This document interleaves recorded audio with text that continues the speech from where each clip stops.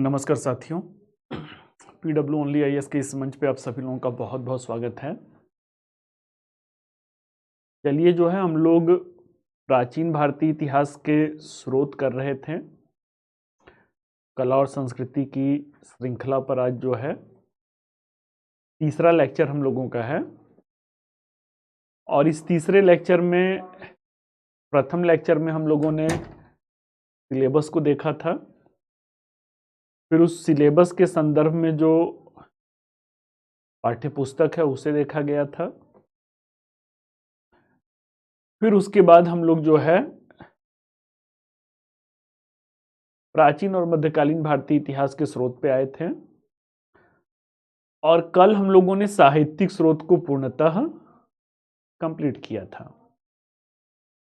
साहित्यिक स्रोत में 2 दिनों से चर्चा चल रहा है हम लोगों का कि एक देसी साहित्य होता है और दूसरा जो है विदेशी साहित्य होता है। फिर देसी साहित्य का अपना विभाजन है, धार्मिक और गैर धार्मिक। फिर धार्मिक 3 भागों में बढ़ गया था। ब्राह्मण धर्म के जो साहित्य रहते हैं, बौद्ध धर्म के जो साहित्य रहते हैं और जैन धर्म के जो साहित्य रहते हैं।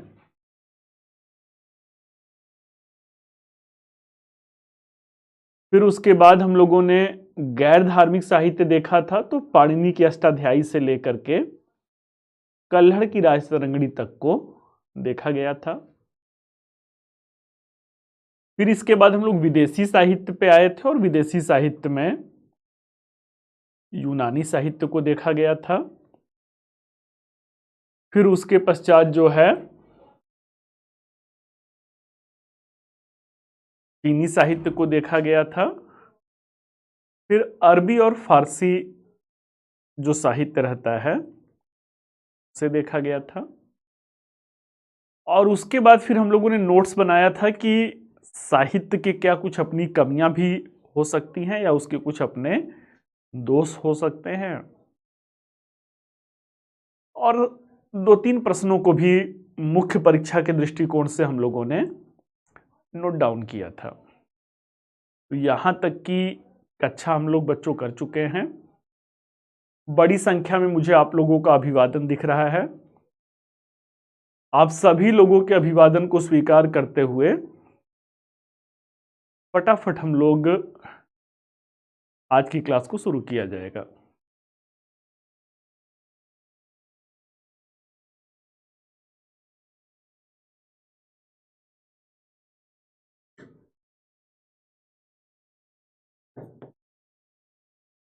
प्राचीन और मध्यकालीन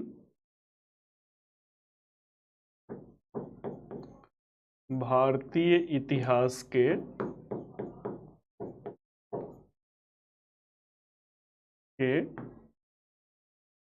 स्रोत। आज हम लोग का क्या है, पार्ट 3 है। और इस संदर्भ में आज हम लोग क्या देखेंगे, आज हम लोग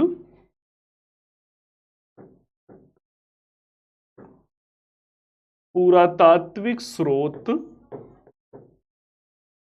देखा जाएगा। पुरातात्विक स्रोत देखा जाएगा। यदि पुरातात्विक स्रोत का विभाजन किया जाए तो कितने भागों में विभाजित होगा? पुरातात्विक स्रोत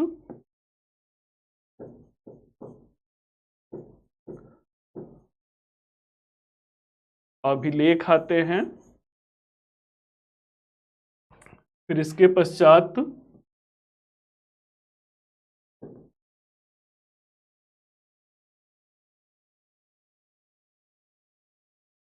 सिक्के आएंगे। अभिलेख हैं, सिक्के हैं। फिर जो है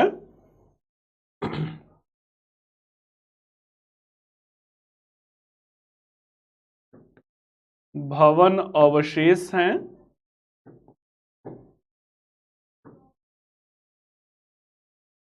इसके बाद फिर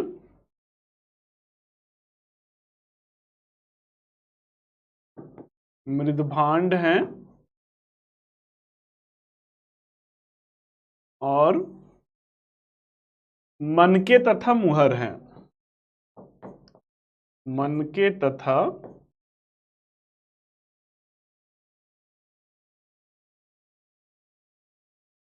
मुहर हैं। अभिलेख हैं, सिक्के हैं, भवन अवशेष हैं, मृदभांड हैं, मनके तथा मुहर हैं। आइए जो है अब आगे बढ़ते हैं हम लोग, एक एक करके शुरू किया जाएगा। पार्ट 1 लेना है बेटा, जुबिन जैबून निशा है, क्लास 11th का पार्ट 1 लेना है। संपूर्ण में बेटा अगर नहीं भी दिया हुआ है तो ये रिवीजन है, जो आपने प्राचीन और मध्यकालीन भारत पढ़ा उसका रिवीजन है। स्टैंडर्ड बुक्स अगर लेंगे तो वहां पर दिया होगा। आई फील कि जैसे मैं बता रहा हूं वैसे जो है नितिन सिंघानिया में भी नहीं दिया होगा।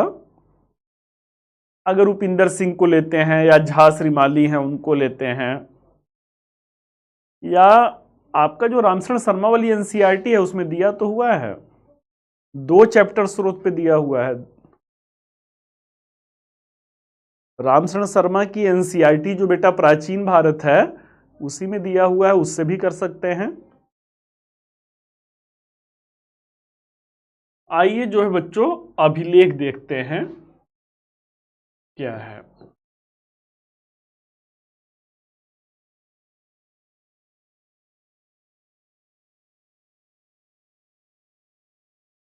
जैसा कि मैंने पहले ही दिन आप लोग को स्पष्ट किया था, साहित्य मतलब जो किताबों में लिखा गया है, पुरातात्विक मतलब जो जमीन की खुदाई से मिला हुआ है। पुरातात्विक जो जमीन की खुदाई से मिला हुआ है,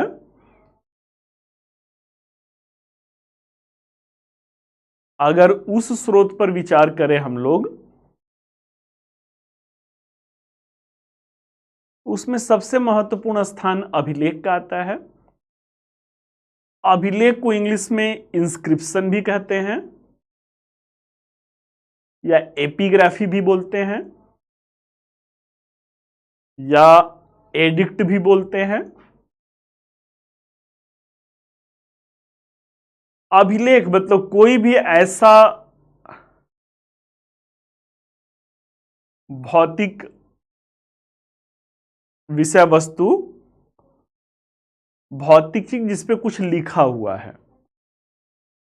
भौतिक चीज में वो पत्थर भी हो सकता है जिसपे कुछ लिखा हुआ है, वो जो है स्तंभ हो सकता है जिसपे कुछ लिखा हुआ है, वो ताम्रपत्र भी हो सकता है जिसपे कुछ लिखा हुआ है।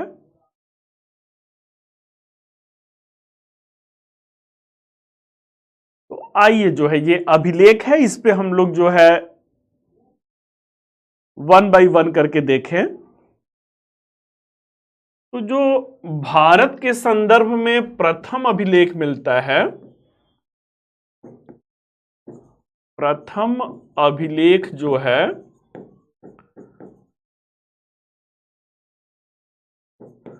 भारतीय इतिहास के संदर्भ में, भारतीय इतिहास के संदर्भ में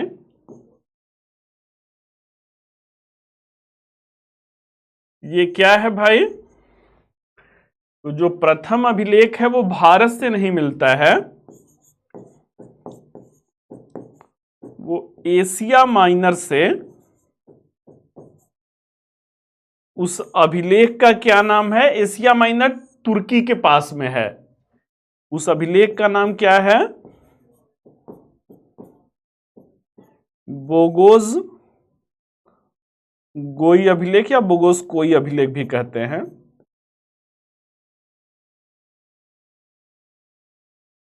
ये कब का है बच्चों? ये लगभग 1400 ईसा पूर्व का है। आप लोग क्या पढ़ रहे हैं? भारत की कला संस्कृति पढ़ रहे हैं। अभिलेख भी भारत के संदर्भ में पढ़ेंगे।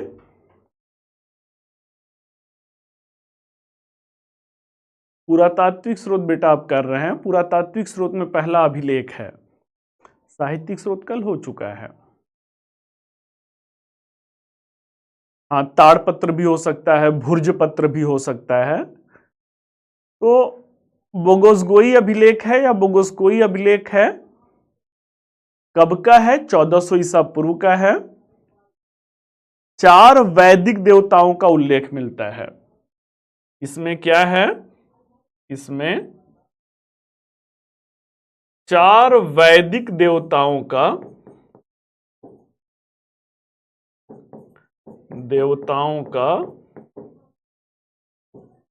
उल्लेख मिलता है। जो 4 वैदिक देवता हैं, ये कौन है? ये लगभग हर परीक्षा में पूछा गया है। ये इंद्र हैं, ये मित्र हैं, ये नासत्य हैं, और ये वरुण हैं। इंद्र, मित्र, नासत्य और वरुण हैं। ठीक है। तो 4 वैदिक देवताओं का उल्लेख इंद्र, मित्र, नासत्य और वरुण है। आगे बढ़ते हैं। ये तो भारत के बाहर की कहानी हो गई बच्चों। अगला जो प्रश्न बनता है, भारतवर्ष से प्राप्त प्रथम अभिलेख किसका है? तो प्रथम अभिलेख जो है,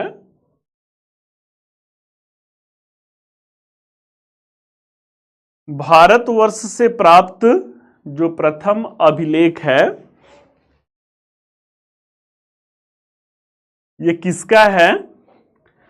तो पहला जो भारत के इतिहास से संदर्भ है वो विदेश में है। कहां है? एशिया माइनर में है।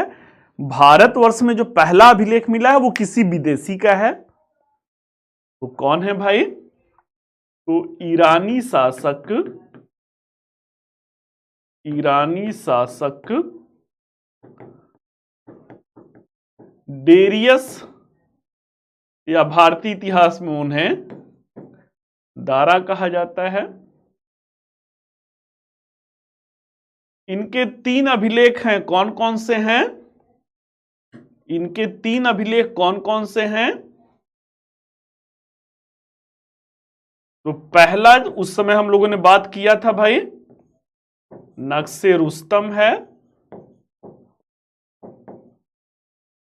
पर्सिपोलिस है, नक्शे रुस्तम है, पर्सिपोलिस है, और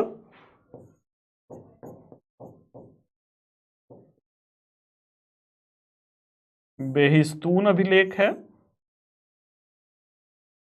नक्शे रुस्तम है, पर्सिपोलिस है, और बेहिस्तून अभिलेख है। कब का है भाई? ईरानी शासक कब के हैं? तो ये प्राक मौर्य काल के हैं। प्राक मौर्य काल के हैं।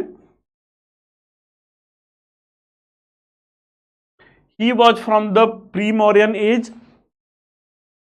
चलिए बच्चों, अब अगले प्रश्न पे आते हैं।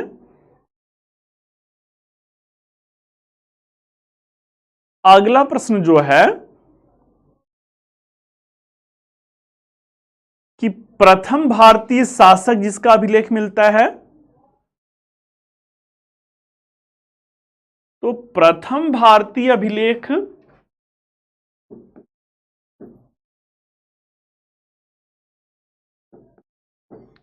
प्रथम भारतीय अभिलेख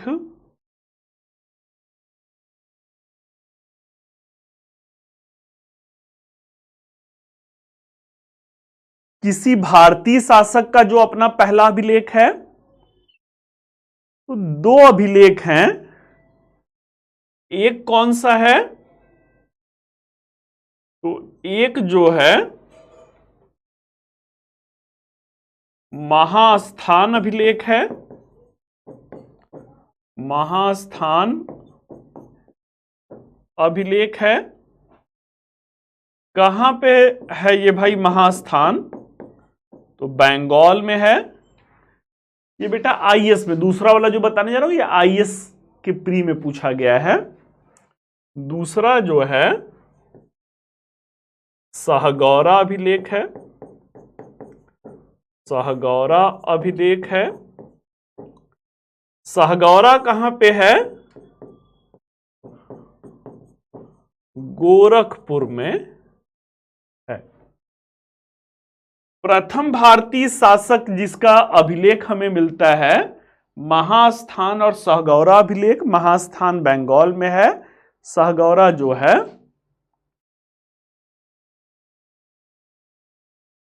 गोरखपुर में है। कंफर्म नहीं है बेटा, अनुमान किया जाता है, ऐसा माना जाता है। तो ऐसा माना जाता है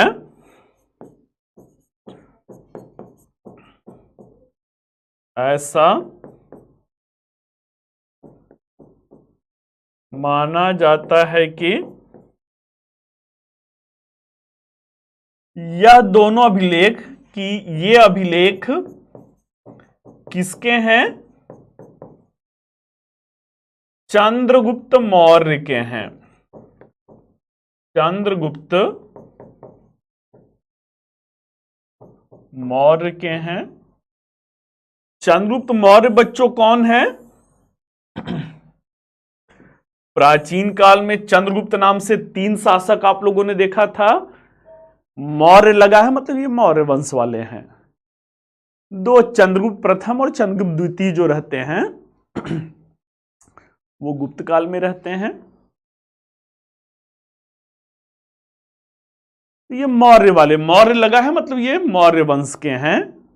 तो ऐसा अनुमान किया जाता है कि both edict Mahasthan and Sohgaura it belongs from the Mauryan king Chandragupta Maurya. इसकी विषय वस्तु क्या है? इसकी विषय वस्तु, इस अभिलेख में क्या वर्णन किया गया है? तो अकाल पड़ता है ना, अकाल के समय में या आपातकाल, अकाल जो है आपातकाल ही होता है।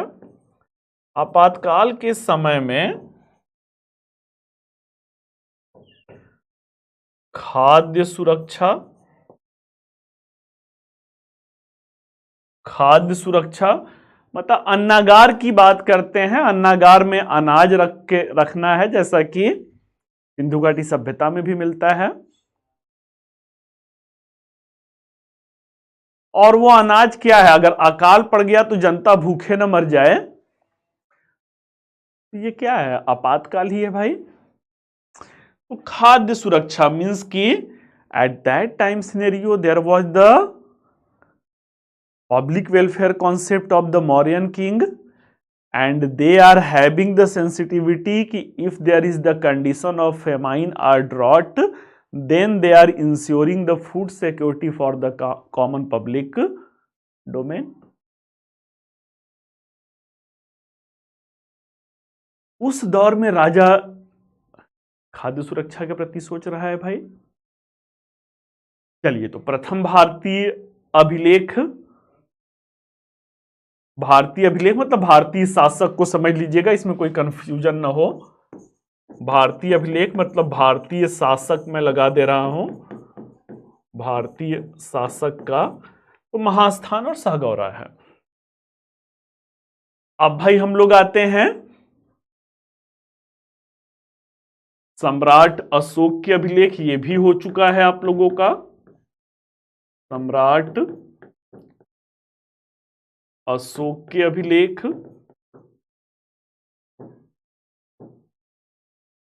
सम्राट अशोक के अभिलेख को 3 भागों में बांटा जाता है।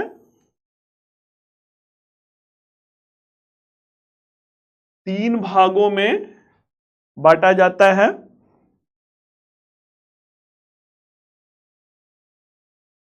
इंग्लिश पेपर पढ़िए बेटा, इंग्लिश पेपर पढ़िए। और इंग्लिश, मेरा भी हिंदी मीडियम ही रहा बेटा, छात्र में हिंदी मीडियम के रूप में ही रहा, तैयारी भी मैंने हिंदी मीडियम के रूप में ही किया, परंतु मेरा ग्रेजुएशन में इंग्लिश भी था। बीए में 3 सब्जेक्ट होते हैं, तो मेरा इंग्लिश भी रहा और इंग्लिश बोलने का शौक रहा कि भाई थोड़ा बहुत। आजकल शिक्षा का पैमाना जो है, कुछ जानते हैं या नहीं जानते हैं, अंग्रेजी अगर बड़बड़ाते हैं माना जाता है बड़ा पढ़ा लिखा है। और हिंदी माध्यम में थोड़ी सी इसकी हीन भावना रहती है कि मैं इंग्लिश फराटेदार नहीं बोल पाता हूं। कुछ वैसा ही बेटा था, गांव से हम लोग थे जो है, और लगा भी कि इंग्लिश आना चाहिए। बीए में इंग्लिश रखा गया, लेकिन बीए में कुछ कल्याण हो नहीं पाया। तो न्यूज़पेपर इंग्लिश वाला लगा लीजिए और वही वाला समाचार पढ़िए ना जो आपका फेवरेट है। अगर हीरो हीरोइन वाला समाचार अच्छा लगता है तो उसी को पढ़िए। एक बहाना मिलना चाहिए ना कि मैं पढ़ूं, जो है पेपर मंगा रहा हूं तो। और जो भी कठिन शब्द हो उसको एक अलग से कोई पतला सा नोटबुक अलग कर लीजिए, उसका स्पेलिंग, और अब तो मोबाइल पे भी ग्रामर आप चेक कर सकते हैं, लेकिन उसको लिखते जाइए। क्रिकेट का न्यूज अगर पसंद है तो क्रिकेट का न्यूज भी जो है वो कीजिए, पढ़िए जो है, लेकिन वो चीज हमेशा पढ़िए जिसपे आपका इंटरेस्ट है। हिंदी समाचार पत्र एक बार पढ़ लीजिए, फिर राजनीति में जैसे जो निकला हुआ है, अरे हिंदी में भी वही न्यूज निकला होगा कि केजरीवाल को ईडी ने जो है समन जारी किया है, वही इंग्लिश में भी निकला होगा। एक बार हिंदी वाला पढ़ करके फिर इंग्लिश वाला पढ़िए। सारा प्रॉब्लम शब्द और ग्रामर का होता है। शब्द और ग्रामर को आप वोकैबुलरी को लिखते जा रहे हैं, और ग्रामेटिकल थोड़ा सा, इतना तो भाई हिंदी मीडियम वालों को भी ग्रामर पता ही है। और किसी से ना इंग्लिश में बात कीजिए, अपने किसी मित्र से जो आप ही की तरह हो, तो आधा घंटा 10 मिनट, और शुरू में आप बोलेंगे इंग्लिश ना तो बोल नहीं पाएंगे, क्योंकि शब्द ही नहीं रहता है, अटक जाते हैं। प्लस हैबिट नहीं है तो क्या होता है, फंसता है, ग्रामर ही ग्रामेटिकल एरर होता है। एक होता है राई का पहाड़ बनाना होता है, तो राई का पहाड़ मत बनाइए।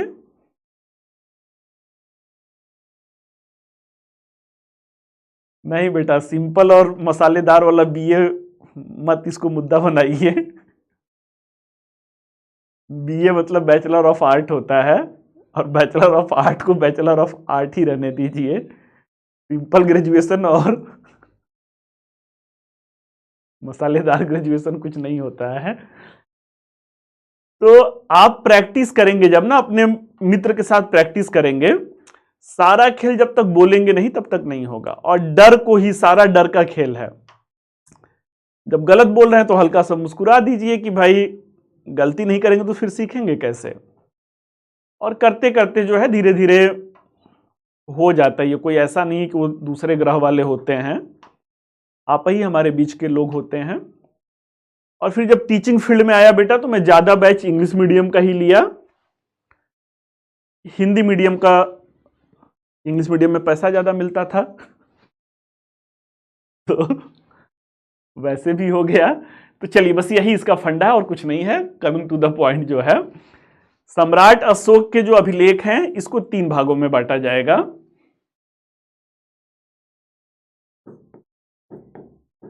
शिलालेख है,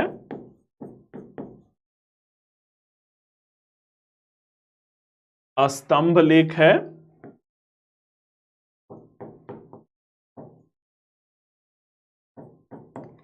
और गुहा लेख है।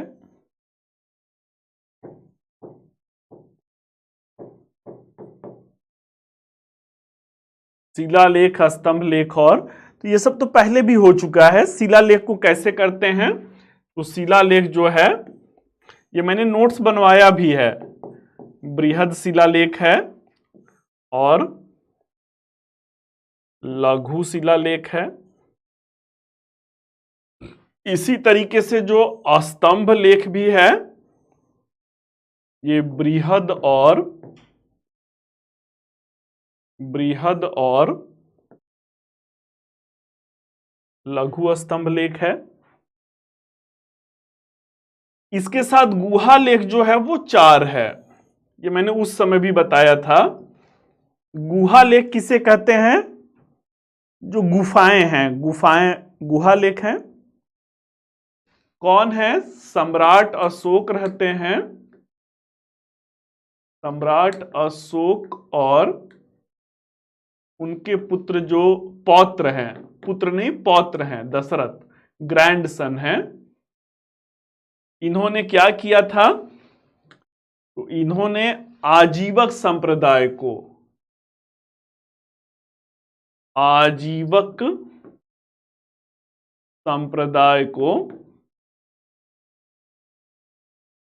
दान में दिया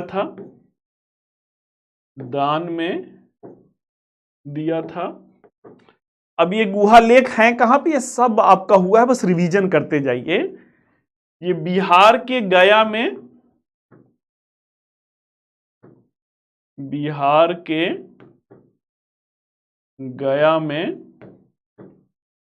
बराबर पहाड़ी जो है,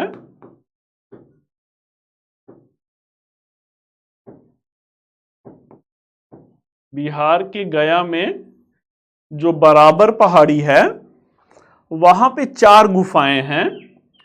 कौन कौन सी हैं, वहां पे कर्ण चौपड़ है,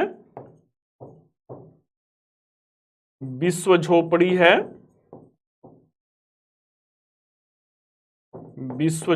है, सुदामा गुफा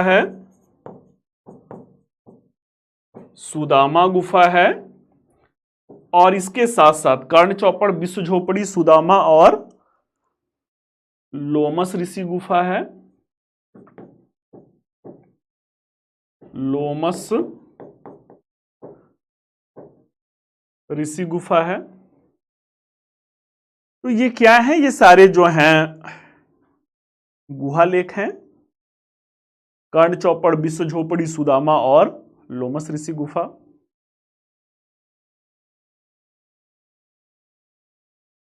इन सबको मैंने लिखवाया था कि विषय वस्तु इसकी क्या है, आप जाकर के नोट्स पलट के देख लीजिए।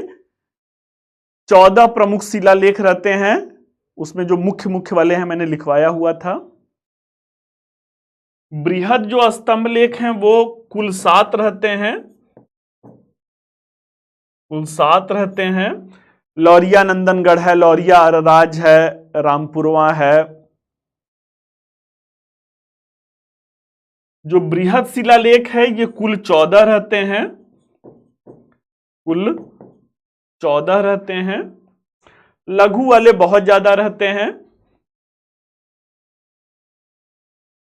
अब बच्चों अगर आप लोग को याद आ रहा होगा तो आजीवक संप्रदाय, ये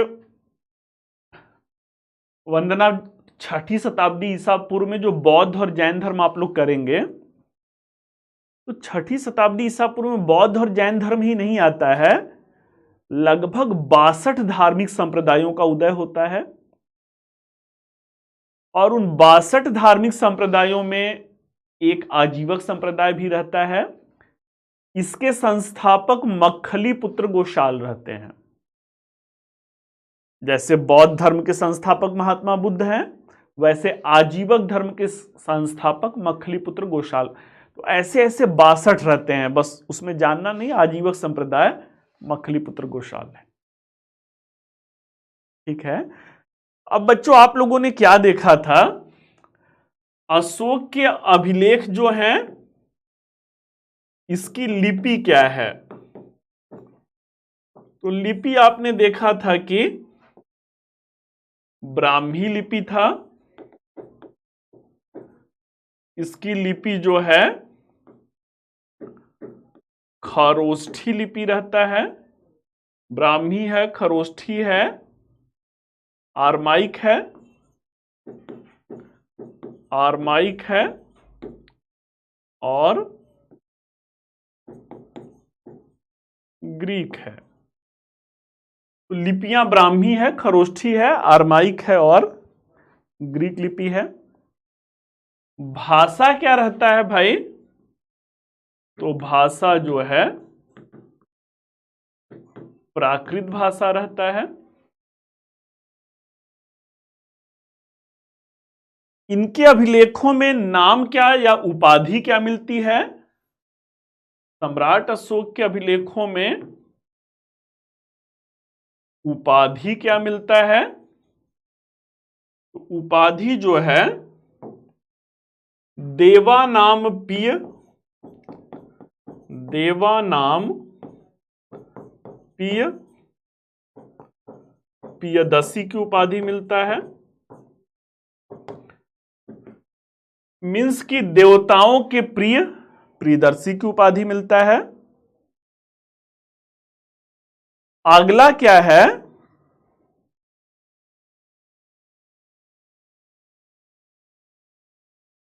सम्राट अशोक का नाम किस अभिलेखों में मिलता है? तो नाम जो है मास्की है। इनका भाई मुद्दा है ना, नाम किस में मिलता है? तो मास्की है, गुर्जरा है, उदगोलन है, उदगोलन है और निट्टूर है। सब में उपाधि देवानाम पिय पियदसी का मिलता है। मास्की, गुर्जरा, उदगोलन और निट्टूर में नाम मिलता है। इनके अभिलेख को पढ़ा किसने था? पढ़ा, ये प्रश्न आईएएस के 2016 15-16 के आसपास में पूछा गया है। आईएएस के प्री में 15-16 के आसपास में पूछा गया है। पढ़ा था जेम्स प्रिंसेप ने। जेम्स प्रिंसेप ने कब पढ़ा था? 1837 ईस्वी में पढ़ा था। क्या बताना है बेटा? सम्राट अशोक के अभिलेख हो गए, जो पूछना है पूछिए। अशोक के अभिलेख हो गए, क्या पूछना है पूछिए।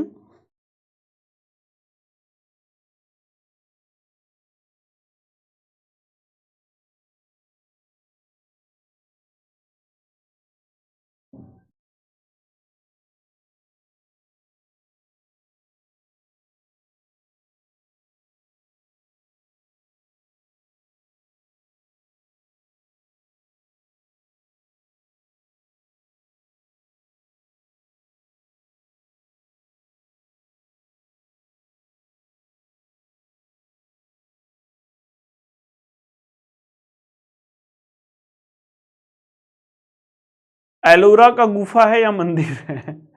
एलोरा का बेटा गुफा नहीं है, एलोरा का मंदिर है। मतलब पहाड़ को काट करके मंदिर है और वहां पे गुफाएं भी मिलती हैं। कुल लगभग 32 या 33 गुफाएं हैं। उसमें से एलोरा का जो मंदिर है वो पहाड़ को काट करके वो बनाया गया है। खरोष्ठी बेटा जो है वो उर्दू की तरह लिखा जाता था, दाहिने से बाएं लिखा जाता था। ब्राह्मी जो है ये सब हो चुका है, अगर भूल गए हैं तो उसमें मेरा कोई दोष नहीं है। जो ब्राह्मी है वो जैसे हम लोग अभी लिखते हैं बाएं से दाहिने, वो है। गुर्जरा के बाद बेटा निट्टूर है, उदगोलन और निट्टूर है। हाँ, इलाहाबाद वाला भी सम्राट अशोक का है। उसी के नीचे इसे रानी का अभिलेख भी कहते हैं। उसी के नीचे जो है समुद्रगुप्त की प्रयाग प्रशस्ति है। मैं बोर्ड से हट गया हूं, जिसको लिखना है वो अपना वो कर सकते हैं। उसी पे समुद्रगुप्त की प्रयाग प्रशस्ति भी है। क्वेश्चन लिखने का कॉन्फिडेंस नहीं आ रहा है, गलत से लिखिए बेटा, कॉन्फिडेंस आ जाएगा। और कोई प्रश्न तो मुझे नहीं दिख रहा है।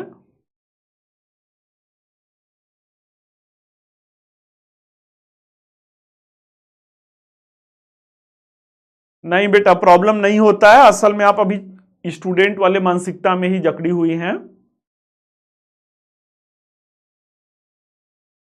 ये जो चीजें आप कह रहे हैं कि नोट्स अलग से हो, ये सब फैक्चुअल डेटा है ना, इसको आप लोग करते जाइए। अभी मैं अलग से लिखवा देता हूं, इन सारी चीजों को नहीं लिखवाऊंगा। अभिलेखों का महत्व है, कमियां है, कुछ ऐसा करके मैं लिखवा देता हूं। बाकी देखिए बच्चों ना, आप लोगों में कोई सेंट्रल यूनिवर्सिटी से पढ़ा होगा ना, जैसे मैं बीएचयू से पढ़ा हूं, बनारस हिंदू यूनिवर्सिटी से बेटा शिक्षा दीक्षा हुआ है। कंपटीशन की बात छोड़िए ना, हम लोग के यूनिवर्सिटी में भी सारे टीचर ऐसा थोड़ी था कि वो बैठ करके नोट्स बनवाते थे। जितने प्रकांड भाई, और अगर कोई बीएचयू का छात्र है भाई तो मुझे बताइए, अब तो शायद वो लोग टीचर रिटायर हो गए होंगे। बीएचयू से निकले हुए हम लोग को लगभग 17 साल हो गया। वो टीचर, वो लोग इंटरनेशनल लेवल के आर्कियोलॉजिस्ट हैं, या इतिहास से कोई एमए कर रहा होगा तो पढ़ा भी होगा। विभा त्रिपाठी मैडम थी, विदुला जायसवाल थे, आर.एन. सिंह थे। ये लोग बेटा इंटरनेशनल, मतलब भारतीय नहीं, ये अंतर्राष्ट्रीय स्तर की ख्याति प्राप्त जो है, पुरातत्वविदों में इनका नाम आता है। तो मुद्दे की बात यह है बच्चों ने, कि आप लोग थोड़ा सा स्टैंडर्ड बढ़ाइए ना, कुछ तो अपने से जिद कीजिए ना कि मैं अब थोड़ा और आगे बढ़ूं, थोड़ा और आगे बढ़ूं।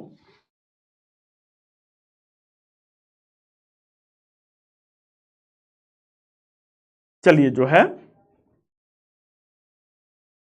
बहुत जल्दी जल्दी फ्लो चार्ट होता है, इसका मतलब तात्पर्य मैं नहीं समझ पाया भाई। मैं तो बड़ा इतना धीरे धीरे बोल करके एक एक चीज बताते हुए निकलता हूं। और सबसे बड़ी बात क्या है, कंटेंट राइटर है, मुझे कल नोट्स मिला हुआ है भाई, कंटेंट राइटर है। अगर कुछ किसी बच्चे का, मान लीजिए किसी बच्चे का भी लेबल नहीं बना है, लेबल नहीं बना हुआ है तो कुछ चीजें मान लीजिए छूट जा रही हैं, तो अगले दिन कंटेंट राइटर साहब जो बैठे हुए हैं,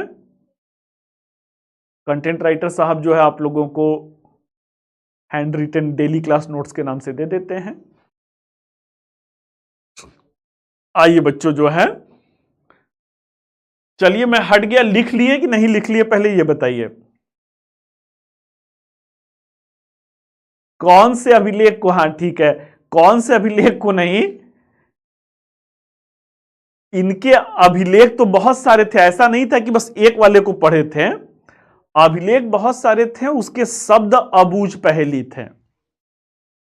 सारे अभिलेखों से शब्दों को जोड़ जोड़ करके क्या करते हैं, अंततः उन शब्दों का मतलब निकाल लेते हैं। तो कोई एक अभिलेख नहीं है, उसे इसीलिए कहा जाता है कि, अच्छा बेटा, फ्लो चार्ट से जल्दी याद हो जाता है, बढ़िया है।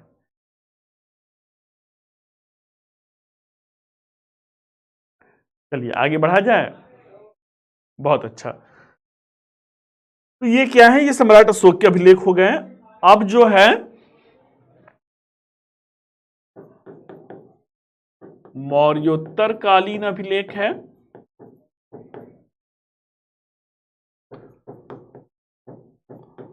मौर्योत्तर कालीन अभिलेख में सर्वप्रमुख कौन है, रुद्रदामन का जूनागढ़ अभिलेख है। अगला जो है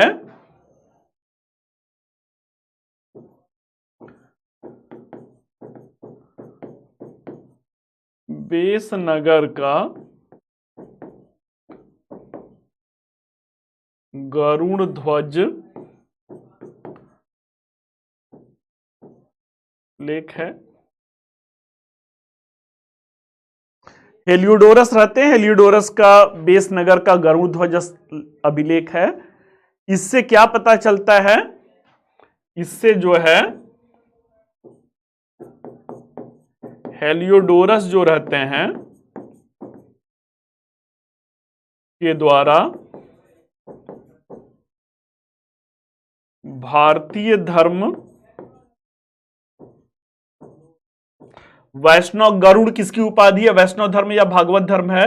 भारतीय धर्म में आस्था का उल्लेख मिलता है। बेस नगर विदिशा में, मध्य प्रदेश के विदिशा में है बेटा। अगला जो है रुद्रदामन का जूनागढ़ अभिलेख, इसकी तिथि पता है? 150 ईस्वी में लिखा गया।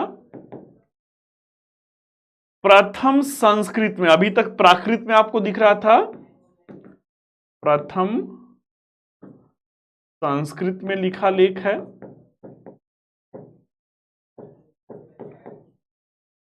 संस्कृत में लिखा हुआ जो है प्रथम लेख है। इससे हमें क्या पता चलता है? रुद्रदामन के जूनागढ़ अभिलेख से सिंचाई व्यवस्था, नहर निर्माण, बांध निर्माण, इसके बारे में पता चलता है। ठीक है, चलिए भाई जो है तो रुद्रदामन का जूनागढ़ अभिलेख कब का है? 150 ईस्वी का है। संस्कृत में लिखा गया पहला लेख है। आगे अब हम लोग बढ़ते हैं गुप्तकालीन अभिलेख। गुप्तकालीन अभिलेख प्रमुख रूप से 3 हैं। प्रमुख रूप से 3 प्रमुख अभिलेख हैं।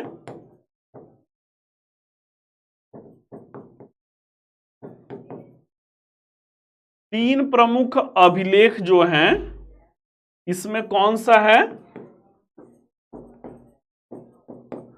समुद्रगुप्त की प्रयाग प्रशस्ति है। अगला जो है समुद्रगुप्त की प्रयाग प्रशस्ति है। अगला जो प्रमुख अभिलेख है वो चंद्र का मेहरौली लेख है। और बहुत सारे हैं, मैं मेन पे बात कर रहा हूं। स्कंदगुप्त का जूनागढ़ अभिलेख है।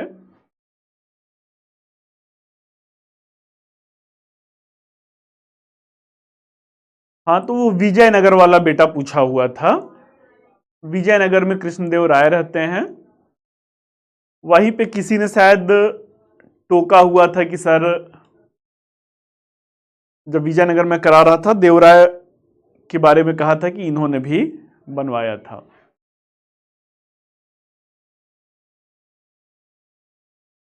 ये ना बिना सिर पैर वाला प्रश्न मत पूछिए बेटा। जेम्स प्रिंसेप के द्वारा कौन सी लिपि पढ़ी गई थी? सम्राट अशोक की ब्राह्मी लिपि पढ़ी गई। अच्छा, ये उस 4 में कंफ्यूजन है। ब्राह्मी लिपि को पढ़ा गया था, बाकी लिपि के बारे में पता था। खरोष्ठी जो है वो ईरान से आया हुआ था, तो खरोष्ठी पहले से ही पढ़ लिया गया था। ग्रीक लिपि जो है यूनानियों की थी, उसे भी पढ़ लिया गया था। और अरमाइक भी पता था। जो नहीं पता था वो कौन सा? ब्राह्मी लिपि पता नहीं था। ठीक है। समुद्रगुप्त की प्रयाग प्रशस्ति बच्चों किस शैली में लिखा गया है? पहले किसके द्वारा लिखा गया है? तो समुद्रगुप्त के संधि विग्रहिक रहते हैं। संधि विग्रहिक हरिसेन के द्वारा लिखा गया है। के द्वारा लिखा गया है। शैली क्या है इस अभिलेख की? तो इस अभिलेख की शैली जो है चंपू शैली है। इस अभिलेख की शैली क्या है? चंपू शैली है। चंपू का मतलब बच्चों क्या होता है? तो चंपू का मतलब है कि ये गद्य और पद्य दोनों में लिखा गया था। गद्य और पद्य दोनों में लिखा गया था। क्या पता चलता है? तो समुद्रगुप्त की प्रयाग प्रशस्ति से समुद्रगुप्त के जीवन और उनके विजय अभियानों पर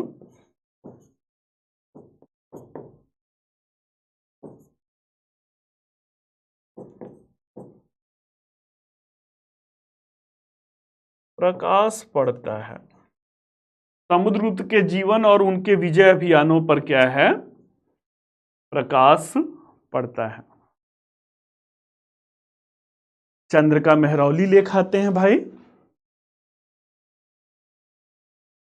चंद्र का जो मेहरौली लेख है ये क्या है? चंद्रगुप्त विक्रमादित्य का है। चंद्रगुप्त विक्रमादित्य का है। प्रयाग से आप लोग को बेटा पता चल रहा है प्रयागराज इलाहाबाद से मिला हुआ है। और मेहरौली लेख जो है ये दिल्ली में है। कुतुब मीनार का जो कैंपस है उसी में स्थित है। चंद्रगुप्त विक्रमादित्य का जो है क्या दिखाता है मेहरौली अभिलेख? प्राचीन काल के रसायन विज्ञान की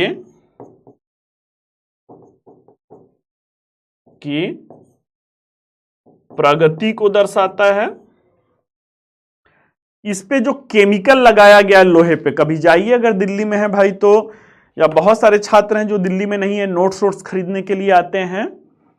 जब दिल्ली आने का प्लान हो तो एक आध दो दिन घूमिए, देखने से भी बहुत सारा ज्ञान मिलता है। सीधे बेटा मेट्रो जाती है, कुतुब मीनार जाइए, कुछ 40-50 रुपए का टिकट होगा अभी जो है। वहीं पर अलाई दरवाजा है, कुतुब मीनार है और चंद्र का मेहरौली अभिलेख है। लगभग 1600 सालों से क्या है, लगभग 1500-1600 सालों से ये लोहे का जो स्तंभ है वो खुले में है। हल्का फुल्का जंग है लेकिन उम्र को देखते हुए उसे कहा जाएगा कि जंग नहीं लगा है, क्योंकि लोहा में तो जंग भाई बारिश के मौसम में रख दीजिए, अगर घर बनने वाला छड़ है आप देखेंगे 2 ही 3 महीना के बाद उस पर जंग लगना शुरू हो जाता है। तो अद्भुत यह है कि भाई कौन सा इस पे रासायनिक लेप लगा है कि इतने 100 सालों के बाद भी इस पे जंग नहीं है। जूनागढ़ बेटा गुजरात में है, स्कंदगुप्त का जूनागढ़ अभिलेख। बांध निर्माण तकनीकी योग्यता और सिंचाई व्यवस्था पर प्रकाश डालता है।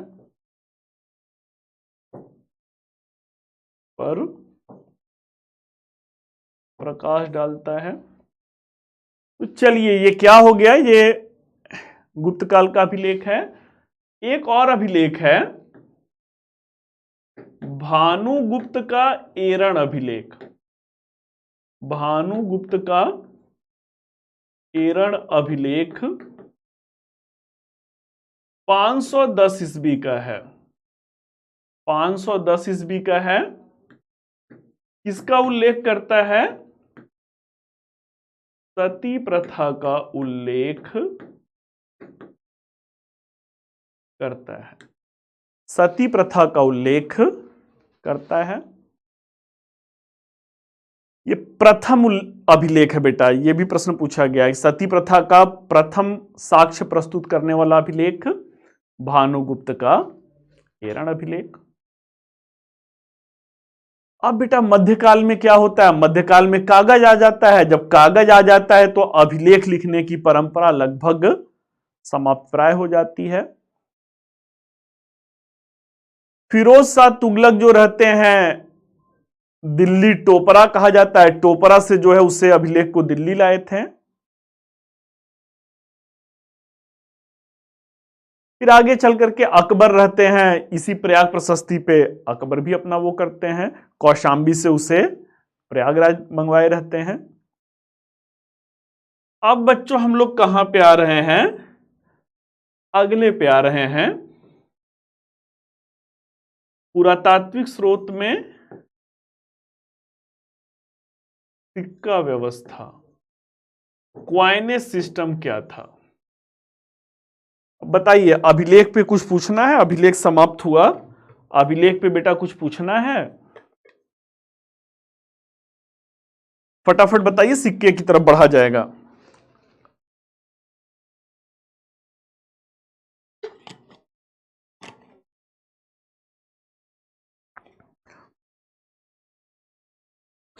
सिक्के की तरफ बेटा हम लोग बढ़ेंगे।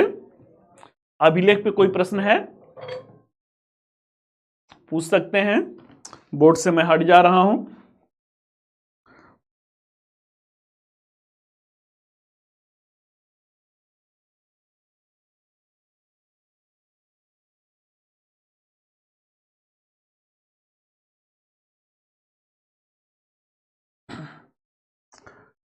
अच्छा, क्लियर है, वेरी गुड। आइए बच्चों, अब हम लोग आगे बढ़ते हैं। सिक्का व्यवस्था,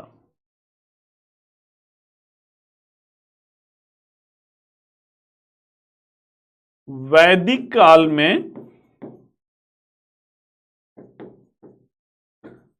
में निष्क और शतमान जो है, निष्क और शतमान। निष्क मैंने क्या कहा था आप लोग से? स्वर्ण धातु था। शतमान जो है तांबे की धातु है।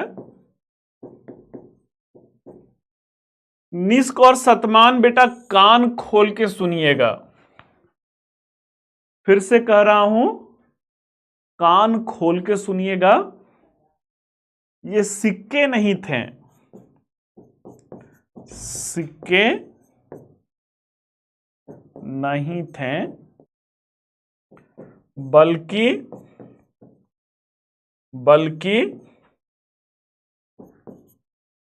सिक्के के रूप में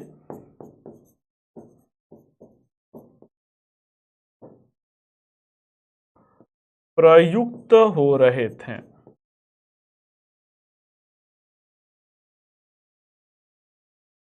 निष्क and शतमान, they were not the true coins.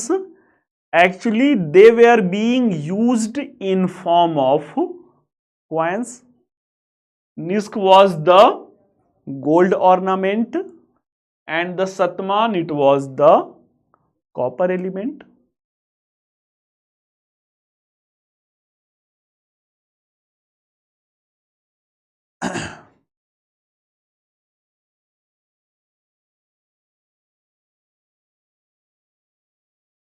चलिए बच्चों, तो ये क्या हुआ? ये जो है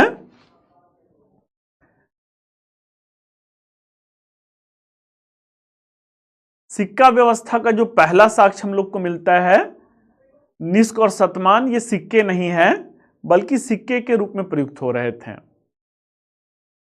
प्रथम सिक्का कौन सा था? प्रथम सिक्का जो है, प्रथम सिक्का का प्रचलन प्राक मौर्य काल में, प्राक मौर्य काल में षोडश महाजनपद के दौर में हुआ। षोडश महाजनपद के दौर में हुआ। प्रथम सिक्का कौन है? तो प्रथम सिक्का जो है आहत सिक्के थे।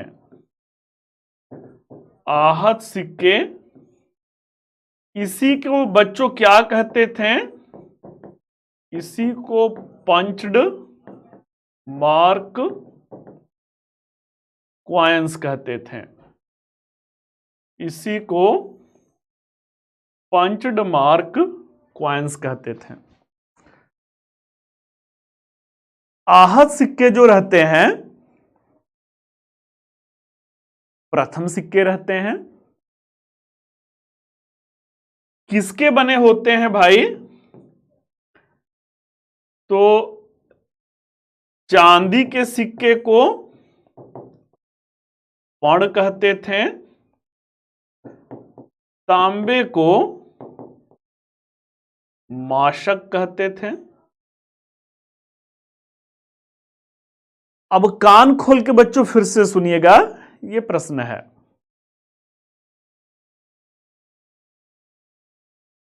देखिए बच्चों ना, एक जो कहा जाता है, ये आर्ट एंड कल्चर का सेगमेंट है। आगे भी जो आप पढ़ेंगे, जैसे अगला टॉपिक भारतीय स्थापत्य कला है, वहां पर भी वही चलेगा। पाषाण काल, सिंधु घाटी सभ्यता, वैदिक काल, सम्राट अशोक जो है वो भी कला और संस्कृति का ही हिस्सा है। अगर जो भी टॉप पब्लिकेशन है आप जा करके देखेंगे तो ये सारे प्रश्न जो है प्राचीन काल, मध्यकाल में नहीं पूछे गए हैं। इन सारे प्रश्नों को, जो प्रीवियस ईयर के क्वेश्चन पेपर है, उसे कला और संस्कृति में रखा गया है। कला और संस्कृति कहते किसको है? राजनीति विज्ञान को हटा दीजिए तो वो कला और संस्कृति है। चलिए भाई, तो कान खोल के क्या सुनना है? आहत सिक्के जो थे ये शुद्ध सिक्के नहीं थे।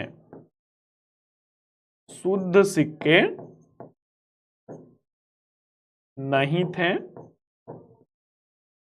They were not the true coins. अब आगे चल करके मौर्य काल में भी प्रचलन जो रहता है आहत सिक्कों का ही रहता है।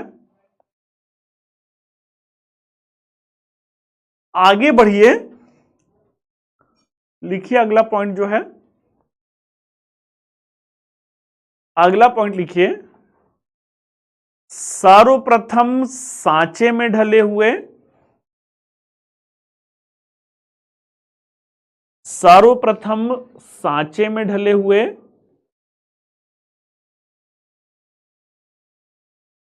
शुद्ध सिक्के, सांचे में ढले हुए शुद्ध तिथि युक्त सिक्के, तिथि डेटेड, तिथि मतलब डेट होता है ना, सांचे में ढले हुए शुद्ध तिथि युक्त सिक्कों का प्रचलन, तिथि युक्त सिक्कों का प्रचलन मौर्योत्तर काल में, मौर्योत्तर काल में हिंद यवन शासकों ने किया था। मौर्योत्तर काल में हिंद यवन शासकों ने किया था।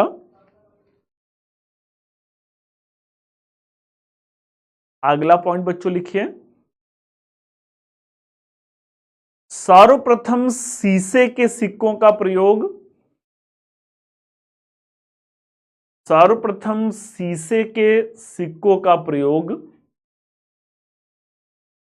ब्रैकेट में पोटीन कॉइन कहते हैं। पोटीन, प्रोटीन, प्रोटीन नहीं, पोटीन, PO,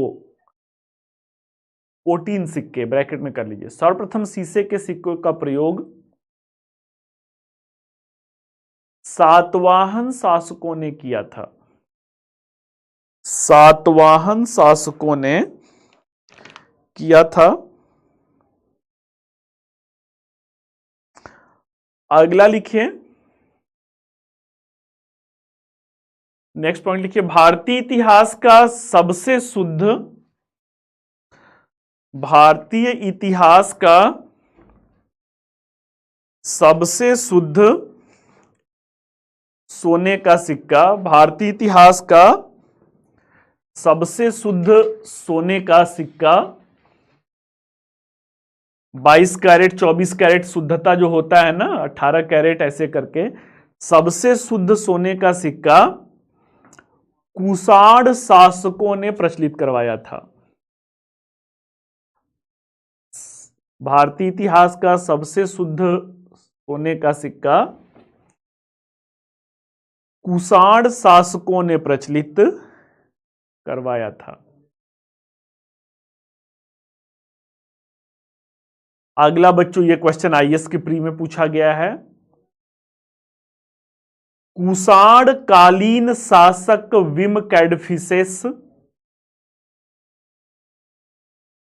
कुषाण कालीन शासक विम्बार होता है ना, विम कैडफिसेस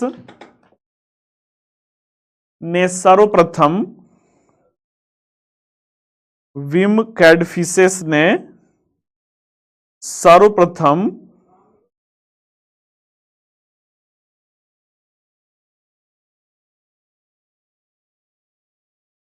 अपने स्वर्ण सिक्कों पर, विम कैडफिसेस ने स्वर्ण सिक्के जारी किए थे। विम कैडफिसेस ने स्वर्ण सिक्के जारी किए थे तथा इनके सिक्कों पर शिव, नंदी तथा त्रिशूल की आकृति मिलती है, तथा इनके सिक्कों पर शिव, नंदी तथा त्रिशूल की आकृति मिलती है।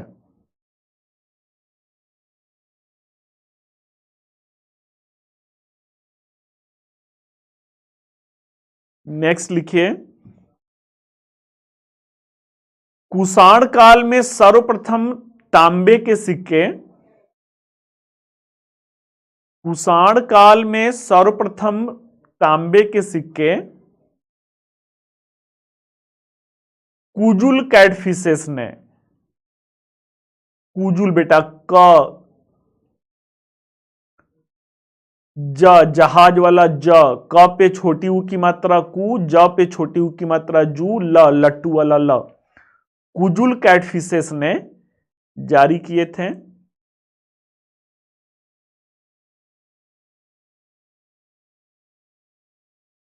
नेक्स्ट लिखिए, 500 वर्षों के मौर्योत्तर काल के इतिहास पर, 500 वर्षों के मौर्योत्तर काल के इतिहास पर सबसे ज्यादा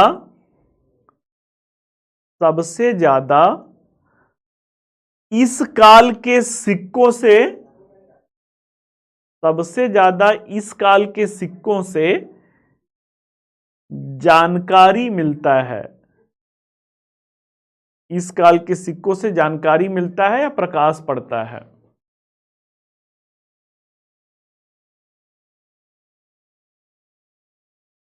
अब बेटा हेडिंग दे दीजिए गुप्तकालीन सिक्के, गुप्तकालीन सिक्के लिखिए, समुद्रगुप्त ने अपने विजय अभियानों के पश्चात,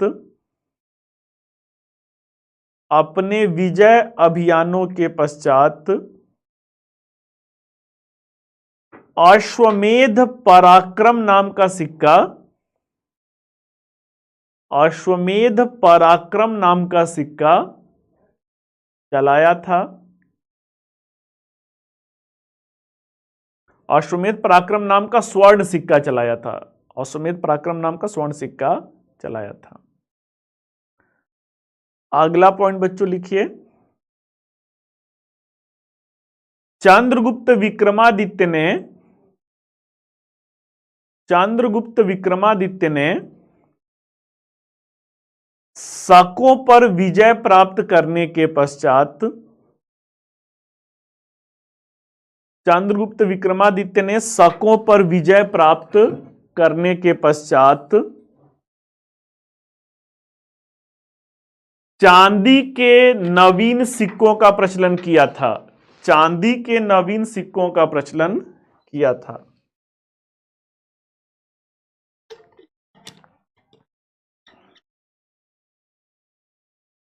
अगला बच्चों लिखिए, गुप्त शासकों ने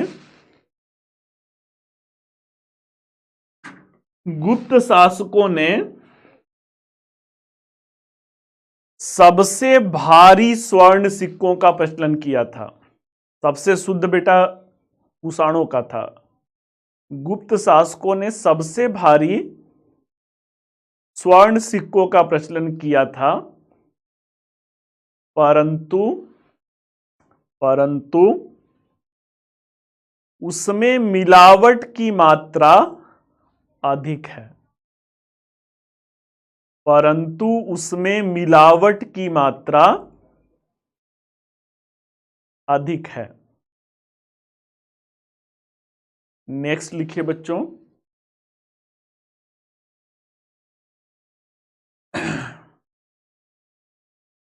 नेक्स्ट पॉइंट लिखिए, चीनी यात्री फाहयान ने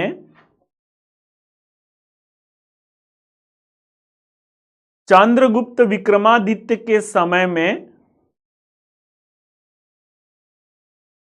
कौड़ी होता है ना, चीनी यात्री फाहयान ने चंद्रगुप्त विक्रमादित्य के समय कौड़ी एक प्रकार का शंख होता था, कौड़ियों के सिक्कों के रूप में प्रचलन का उल्लेख किया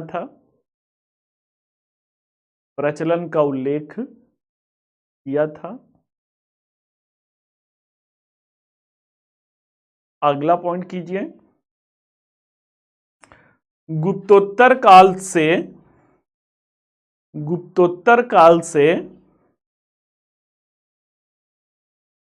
सामंती प्रवृत्तियों के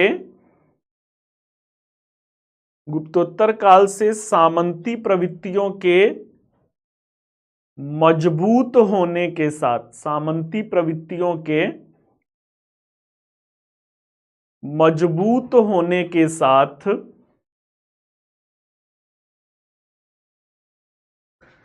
सिक्कों के प्रचलन में कमी तथा व्यापार वाणिज्य में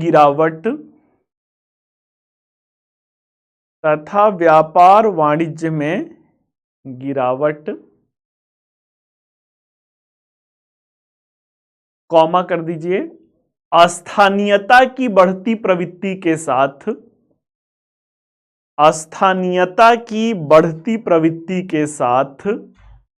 अस्थानीयता मतलब बेटा लोकलिज्म या रीजनलिज्म, अस्थानीय कहा जाता ना, अस्थानीयता की बढ़ती प्रवृत्ति के साथ देखने को मिलता है।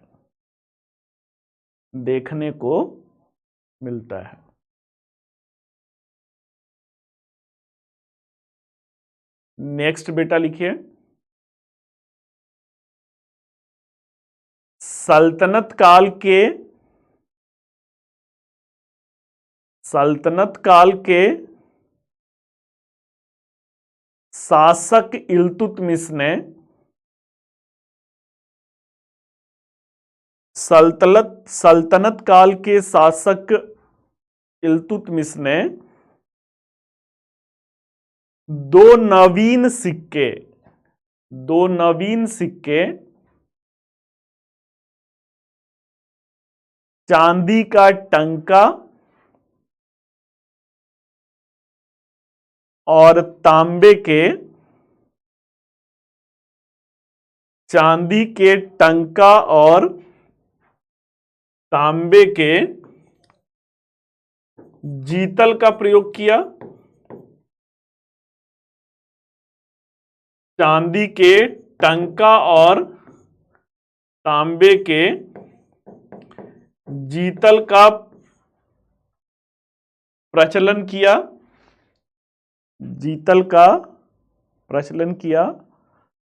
और इस प्रकार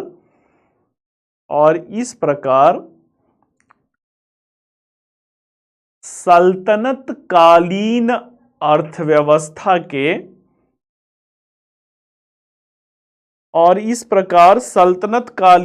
अर्थव्यवस्था के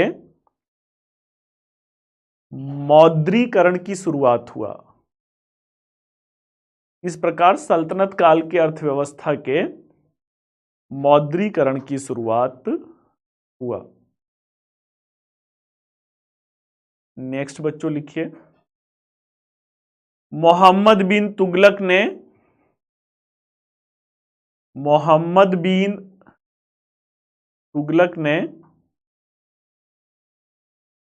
सोने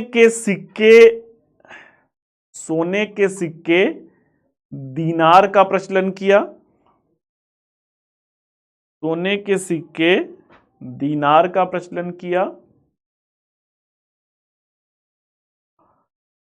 तथा फिरोज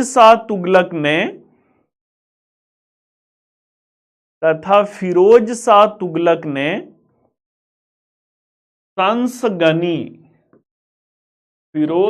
तुगलक ने संसगनी और अर्धा और बिख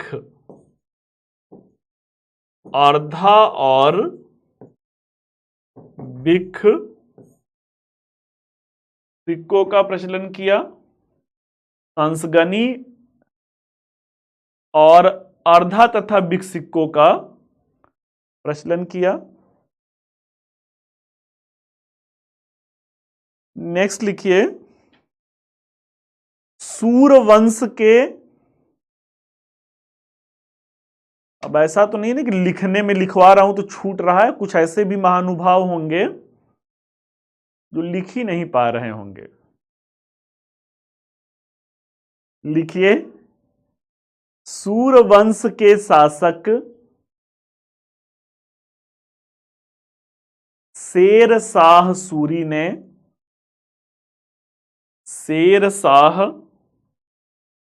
ने चांदी के रुपया का प्रचलन किया।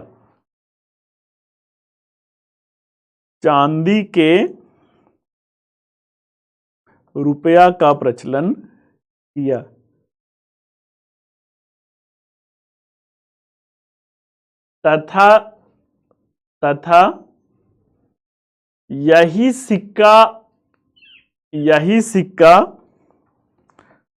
भारत के एक मानक सिक्के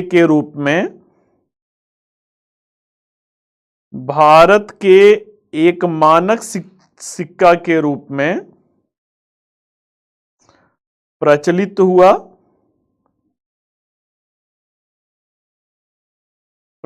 हुआ और इस प्रकार यह वर्तमान तक प्रचलन में बना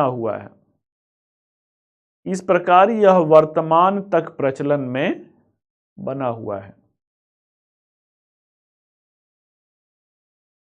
नेक्स्ट, अंग्रेजों ने अपने समय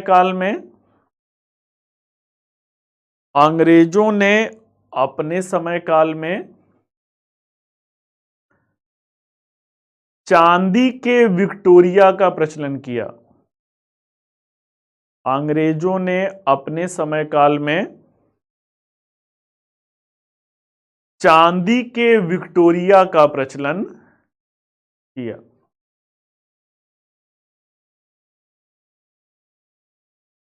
चलिए बच्चों, सिक्का समाप्त हो गया। कौन सा आपको बेहतर लगा? जो अभी मैंने लिखवा दिया ये बेहतर लगा? आपको लिखवा रहा था तो मैं कुछ कुछ यहां पे लिखते जा रहा था, या जो पहले मैं फ्लो चार्ट वाले में कर रहा हूं वो बेहतर लगा? सिक्का पे कोई प्रश्न है तो पूछ लीजिए। आगे बढ़ते हैं हम लोग। भवन अवशेष। भवन अवशेष तथा मूर्तियां।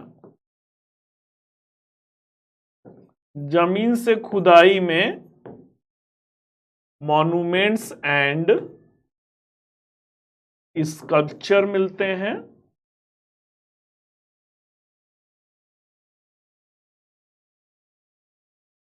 भवन अवशेष तथा मूर्तियां।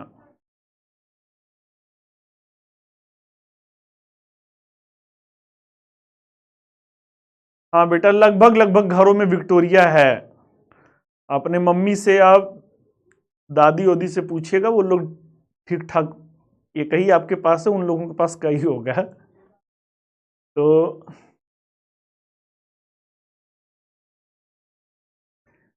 अब भाई जो नोट्स वाले इक्का दुक्का हैं वो देखिए बेटा। फ्लो चार्ट का ही आप देख लीजिए कमेंट बॉक्स में। फ्लो चार्ट का ही बच्चे ज्यादा वो कर रहे हैं। फ्लो चार्ट मेथड से बेटा ये भी समझिए ना कि हम लोगों को 2 घंटा मुझे निरंतर लगे रहना, मेहनत का आलम समझ सकते हैं। एक तो बोलना भी है, प्लस जो है खुद लिखना है, और लिखना भी अच्छे तरीके से एक वेल आर्टिकुलेटेड वे में प्रेजेंट करना है। तो इसमें मुझे मेहनत ज्यादा है, लेकिन फिर भी मैं इसी मेथड को फॉलो करता हूं। बाकी आप लोग की मर्जी है। आइए भाई, भवन अवशेष जो है और मूर्तियां, इसे इस रूप में देखा जाए। पाषाण काल, अगला जो है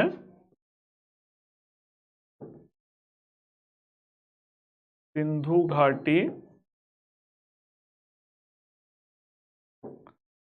सभ्यता,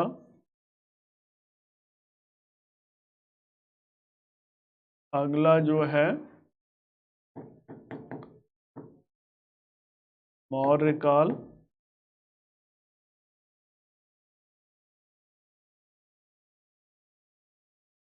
मौर्योत्तर काल,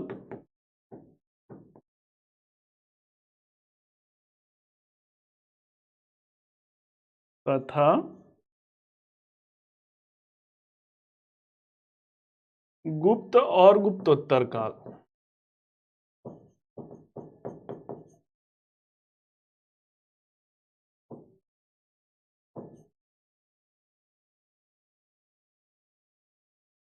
गुप्त और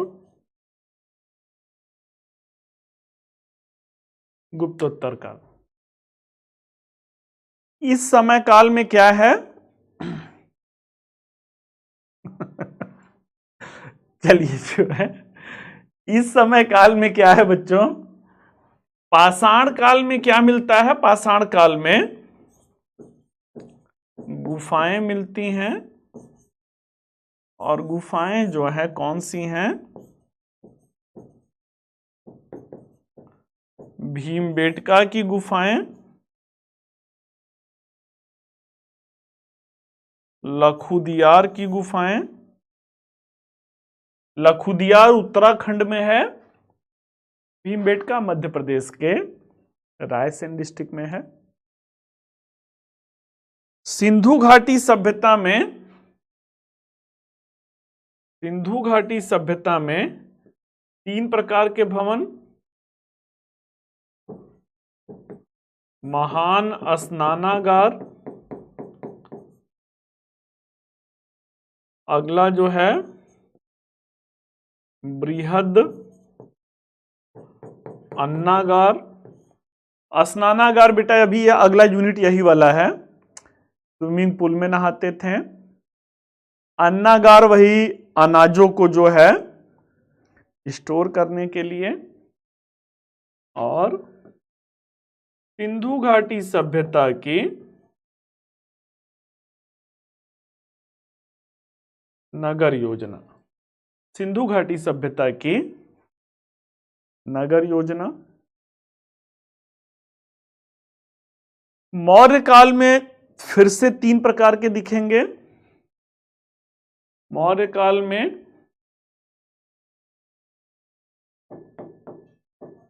शाही भवन अवशेष, खुदाई में और क्या मिलता है, स्तूप मिलता है और मूर्तियां मिलती हैं। कहा था ना कल परसों की क्लास में भी कहा था कि लगभग 800 सालों के बाद फाहियान आया था और जब वो पाटलिपुत्र की भव्यता देखता है, महान जो शाही भवन देखता है, कहता है ये मानव नहीं, या तो देवता या तो दानव ने बनवाया है। मौर्योत्तर काल में बच्चों मूर्ति कला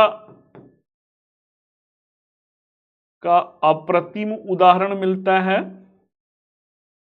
और मूर्ति कला में गांधार, मथुरा और अमरावती कला शैली मिलता है। गांधार, मथुरा और अमरावती कला शैली मिलता है।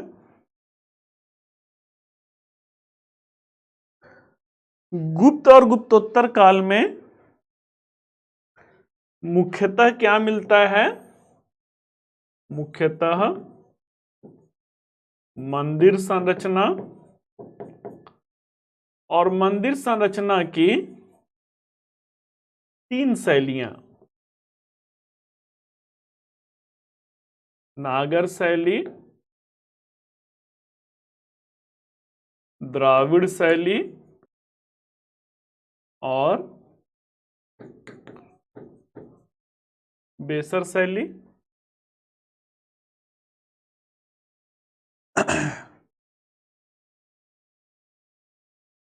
अब बच्चों जो मध्यकाल से भवन तो आज भी है, कुतुब मीनार आज भी खड़ा है, ताजमहल आज भी खड़ा है, वर्तमान में भी मौजूद हैं। तो ये क्या है, भवन अवशेष तथा मूर्तियां हैं। ठीक है, आइए अब आगे बढ़ते हैं। मृदभांड, मृदभांड कुछ पूछना है तो पूछ लीजिए, भवन अवशेष और मूर्तियों पे कुछ पूछना है तो पूछ लीजिए।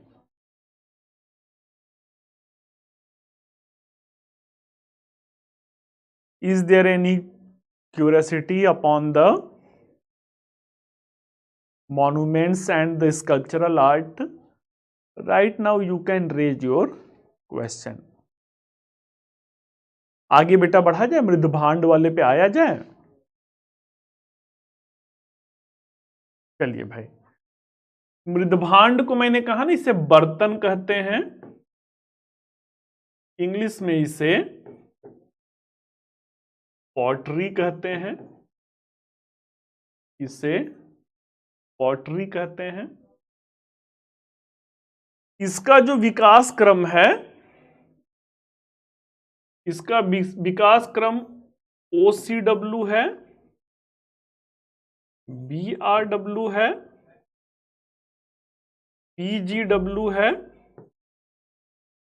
NBPW है। बच्चों आप लोग को पता है सर्वप्रथम मृदभांड निर्माण कब हुआ था? सर्वप्रथम मृदभांड निर्माण जो है वो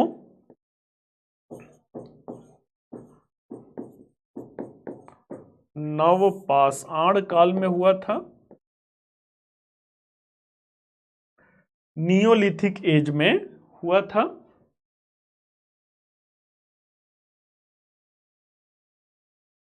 आगे देखते हैं भाई, OCW क्या है? ऑर्चर्ड कलर वेयर इसे कहते हैं, इंग्लिश में ऑर्चर्ड कलर वेयर मीन्स की गेरुआ मृदभांड, गेरुआ मृदभांड।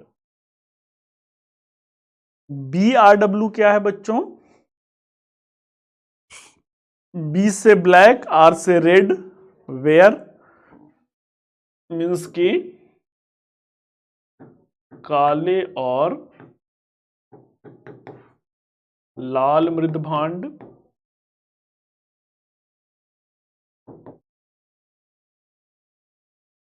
PGW क्या है भाई? इसका मतलब है पेंटेड ग्रे वेयर, चित्रित धूसर, चित्रित धूसर मृदभांड है।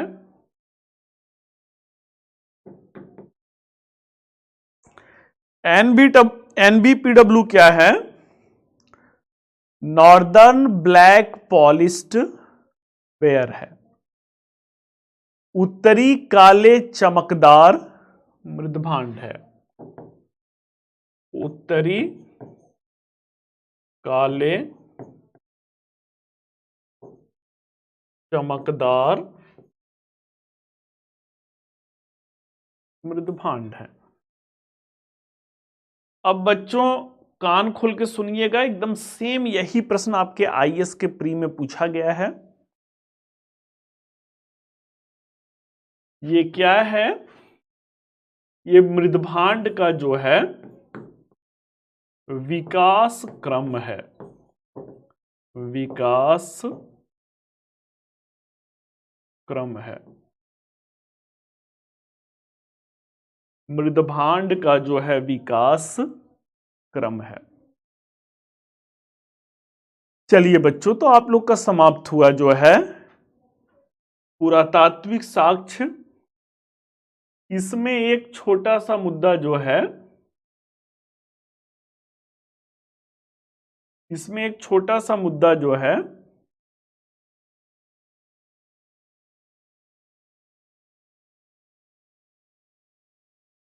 मनके और मुहरे हैं। मनके बेटा गुरिया को कहा जाता है, जो प्रेसियस स्टोन होते हैं ना पत्थर के। आप नॉर्थ ईस्ट में अगर कभी जाएंगे, नॉर्थ ईस्ट में बेटा कोई चेरा पूजी गया हुआ है? आप लोगों में कोई चेरा पूजी गया है?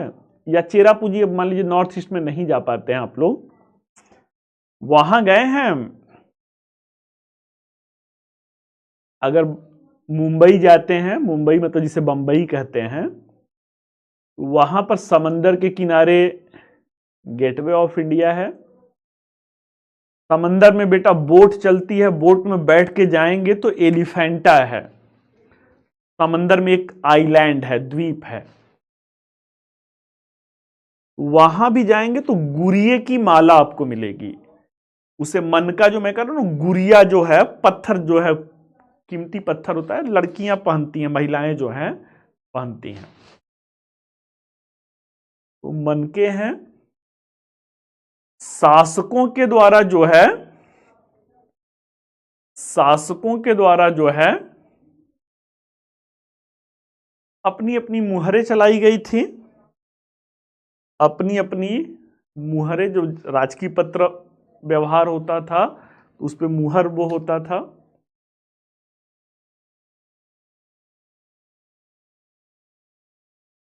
कोई बात नहीं है बेटा, झारखंड से बिहार तक गए हैं, सबकी कहानी वैसी ही होती है। मेहनत करते रहिए बेटा, जिंदगी में सब देख लेंगे। मेहनत करते रहेंगे बेटा तो सब देख लेंगे। चलिए बच्चों, तो ये क्या है? मन के तथा मुहरे हैं। पुरातात्विक स्रोत बेटा समाप्त हुआ। अब पुरातात्विक स्रोत से, पूरे स्रोत से कोई डाउट है तो पूछ लीजिए।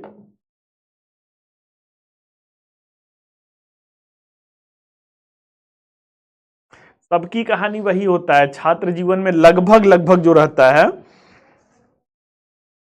अगर मम्मी पापा सर्विस में हैं तो आदमी थोड़ा घूम लेता है, अगर मम्मी पापा सर्विस में नहीं है तो नहीं घूम पाता है। परंतु मेहनत करते रहिए। मेहनत के सहारे आप लोग आईएएस बनेंगे, आपको पता है। आईएएस बन जाइए, आईपीएस बन जाइए, आईआरएस बन जाइए। आप भारत भ्रमण करेंगे और भारत भ्रमण के साथ साथ विदेश भी जाते हैं, फॉरेन टूर पे जाते हैं। अमेरिका से लेकर के, स्विट्जरलैंड से लेकर के, फ्रांस से लेकर के, अमूमन यूरोप और यूएसए का टूर रहता है। और 1 रुपया बेटा लगना नहीं है, सरकारी पैसे पे जाते हैं। लगे रहिए, मेहनत करते रहिए, ईश्वर आपके जीवन में वो दिन जरूर लाएंगे। अपना पैसा खर्च करके घूमना एक अलग बात है। इस योग्य बन जाइए आप लोग कि सरकार के पैसे पे एक एक दिन का जो होटल होता है बेटा ना, अब विश्वास ही आपको नहीं होगा, एक एक दिन का जब यूरोप के टूर पे जाते हैं, एक एक दिन का होटल का जो किराया होता है, एक एक लड़के, मतलब एक एक कमरे की मैं बात कर रहा हूं, लाखों में होता है, लाखों में होता है। ब्रिटेन में है तो वहां पौंड चलता है, आपका 90 रुपया लगभग उनके 1 पौंड के बराबर है। अमेरिका में है तो डॉलर चलता है, आपका 80 रुपया लगभग 1 डॉलर के बराबर है। तो मेहनत कीजिए, जितना पसीना इस समय निकालेंगे, जितनी आप इस समय इस परीक्षा की यज्ञ वेदी है ना, आप साधना, आप बेटा, आप लोग को मैं कहता हूं ना, आप लोग आधुनिक सन्यासी हो। आधुनिक सन्यासी का मतलब क्या होता है? एक साधु संत होते थे भाई पहले के जमाने, या अभी भी साधु संत होते हैं, जो घर बार सांसारिक जीवन छोड़ करके वैराग्य कर लिए। वो थोड़ा निराशावादी है। घर बार छोड़ करके वैराग्य जीवन ले लेना थोड़ा सा निराशावादी है। आधुनिक साधु का मतलब क्या हुआ भाई? आप गृहस्थ जीवन में हैं, सांसारिक जीवन में हैं, लेकिन हो करके भी आप उसके नहीं हैं। एक आईएएस का जो है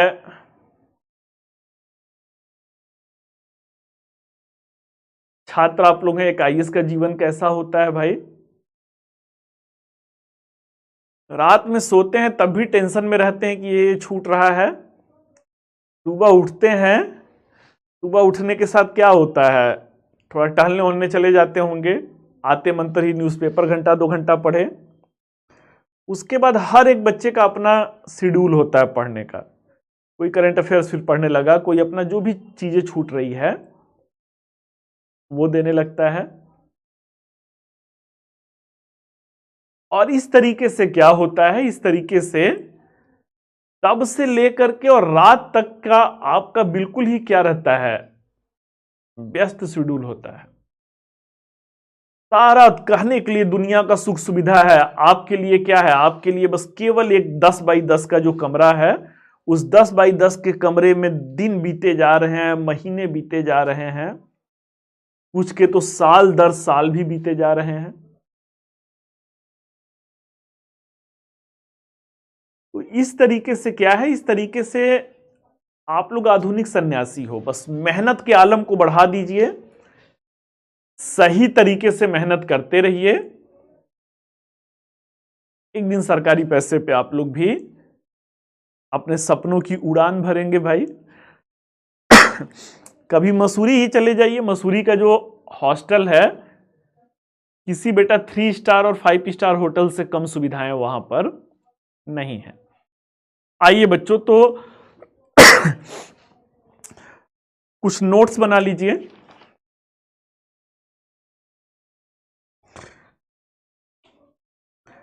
लिखिए, कुछ प्रश्न पहले लिख लीजिए। प्रश्न लिखिए, प्राचीन भारतीय इतिहास के अध्ययन में, प्राचीन भारतीय इतिहास के अध्ययन में पुरातात्विक स्रोतों के महत्व पर चर्चा करें। प्राचीन भारतीय इतिहास के अध्ययन में पुरातात्विक स्रोतों के महत्व पर चर्चा करें। अगला लिखिए,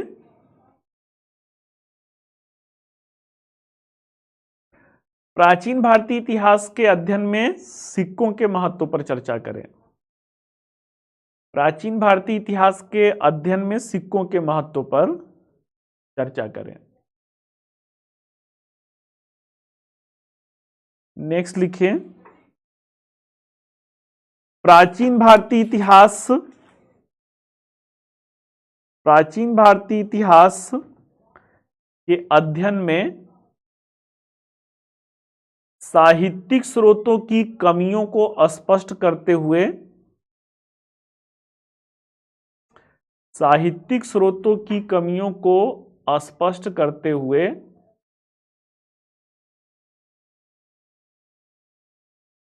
उसके विकल्प के रूप में, उसके विकल्प के रूप में पुरातात्विक स्रोत किस सीमा तक उपयोगी हैं। पुरातात्विक स्रोत किस सीमा तक उपयोगी हैं, सोदाहरण चर्चा करें। सोदाहरण चर्चा करें।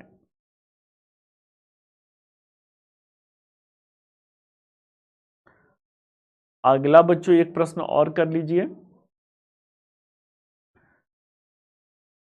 प्राचीन भारत के अभिलेखों पर, प्राचीन भारत के अभिलेखों पर चर्चा करते हुए, प्राचीन भारत के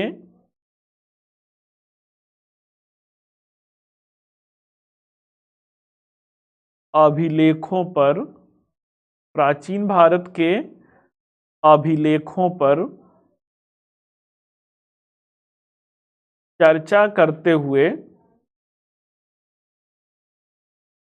इसके राजनैतिक, सामाजिक और आर्थिक महत्व पर, इसके राजनैतिक, सामाजिक, आर्थिक महत्व पर प्रकाश डालें। सामाजिक, राजनैतिक, आर्थिक महत्व पर प्रकाश डालें। चलिए बच्चों, तो ये कुछ प्रश्न हो गया आप लोगों के प्रैक्टिस के लिए। लिखिए, अभिलेखों का महत्व, अभिलेखों का महत्व।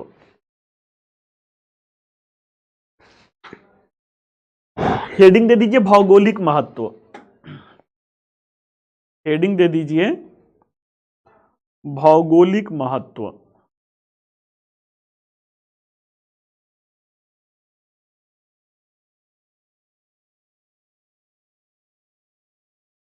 लिखिए, अभिलेखों का सबसे ज्यादा महत्व, अभिलेखों का सबसे ज्यादा महत्व प्राचीन भारत के, प्राचीन भारत के कुछ शासकों के साम्राज्य सीमा के निर्धारण से होता है। कुछ शासकों के साम्राज्य सीमा के निर्धारण से होता है। जैसे कि, जैसे कि सम्राट अशोक के अभिलेख, तथा समुद्रगुप्त की प्रयाग प्रशस्ति। जैसे कि सम्राट अशोक के अभिलेख और समुद्रगुप्त की प्रयाग प्रशस्ति। अगला हेडिंग दीजिए, राजनैतिक प्रशासनिक महत्व। अगला बेटा हेडिंग देना है राजनैतिक प्रशासनिक महत्व।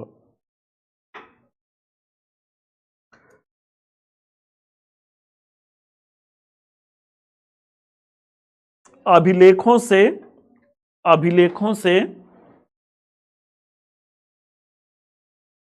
शासक वर्ग के शासकीय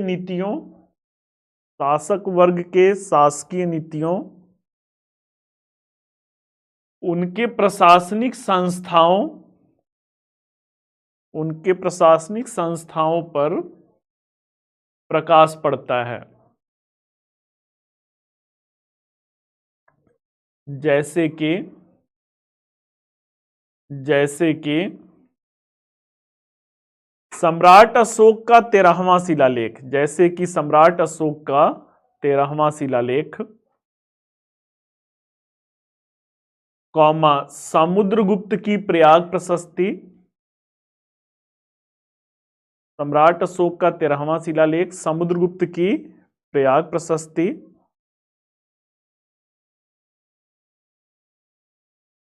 तथा पुलकेशिन द्वितीय का ऐहोल अभिलेख।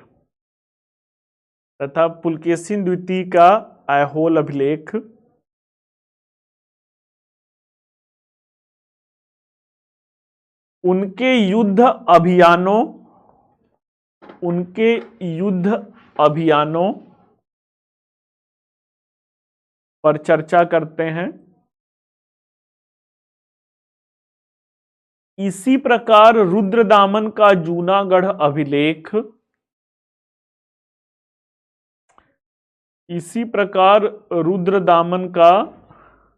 जूनागढ़ अभिलेख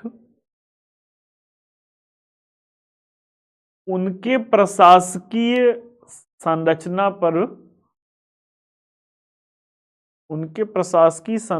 पर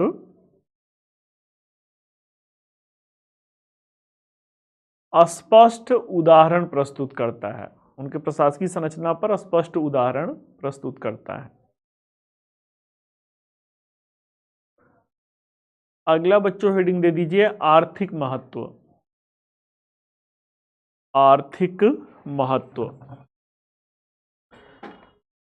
अभिलेख अधिकांशतः किसी न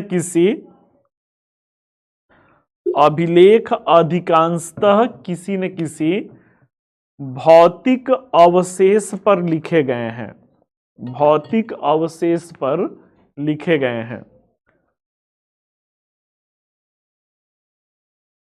जैसे कि पाषाण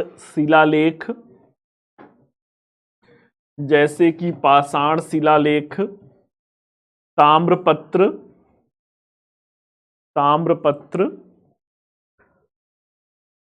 स्तंभ इत्यादि।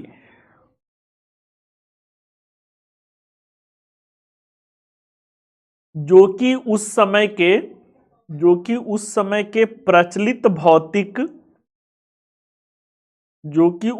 के प्रचलित भौतिक सामग्री पे प्रकाश डालते हैं।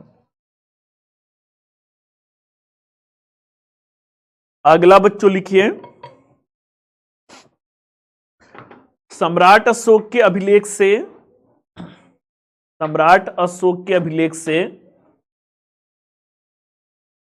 विभिन्न राजमार्गों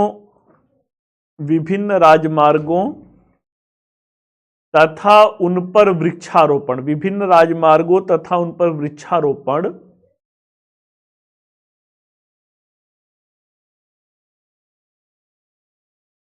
इसके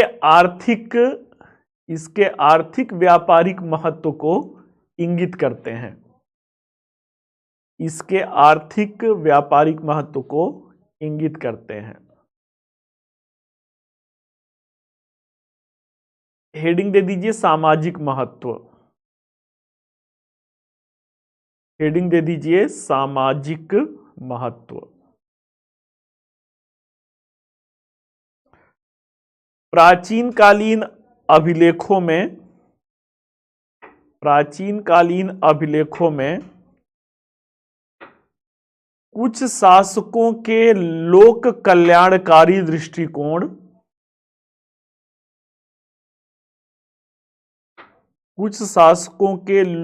कल्याणकारी दृष्टिकोण देखने को मिलते हैं, जैसे कि सम्राट अशोक के अभिलेख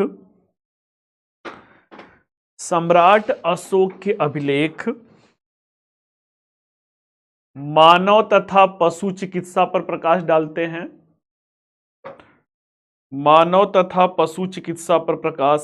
डालते हैं। नेक्स्ट है सामाजिक दृष्टिकोण से प्रजा के नैतिक चरित्र के उत्थान में भी सामाजिक रूप से प्रजा के नैतिक चरित्र के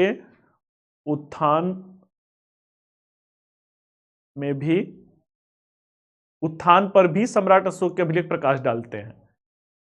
नैतिक चरित्र के उत्थान पर भी सम्राट अशोक के अभिलेख प्रकाश डालते हैं। नेक्स्ट, भानुगुप्त का एरण अभिलेख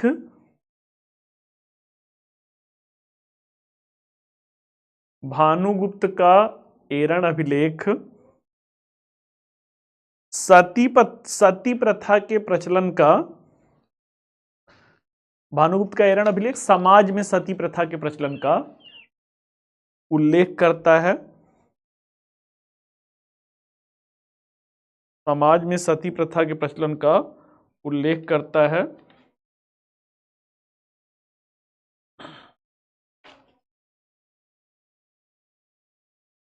धार्मिक महत्व लिखिए। गुप्तों के अभिलेखों में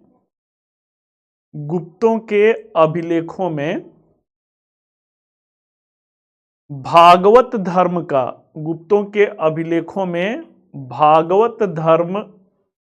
का उल्लेख मिलता है। भागवत धर्म के प्रचलन का उल्लेख मिलता है।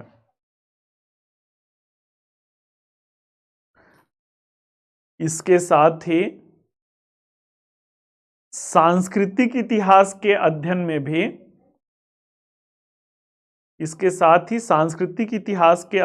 भी अभिलेखों का महत्व है। सांस्कृतिक इतिहास के अध्ययन में भी अभिलेखों का महत्व है।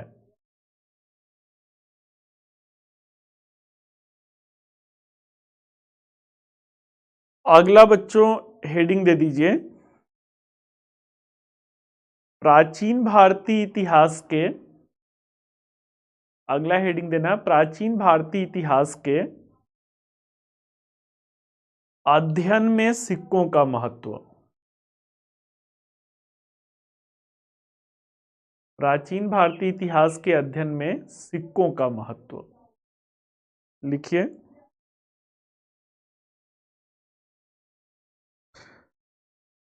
सिक्कों का सबसे बड़ा महत्व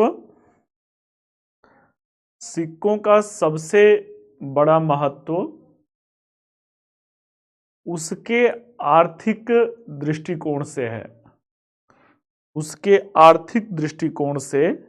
है।